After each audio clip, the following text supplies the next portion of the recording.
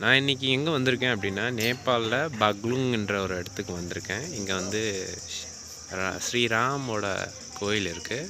ஸ்ரீராம்னா ராமரோட கோயில். அதில் வந்து நான் என்ன கண்டுபிடிச்சிருக்கேன் அப்படின்னா, தமிழில் வந்து ஸ்ரீராம் எழுதியிருக்காங்க பாருங்கள். இந்த கோயில் ரொம்ப ஃபேமஸ் பக்லுங்கில்.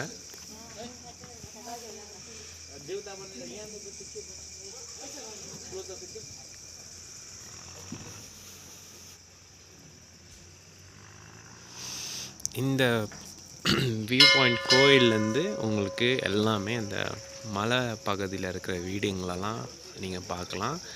நைட் டைமில் இருக்கிறதால எல்லாமே கலர்ஃபுல்லாக தெரியும் பாருங்கள். இது எல்லாமே வீடுங்க.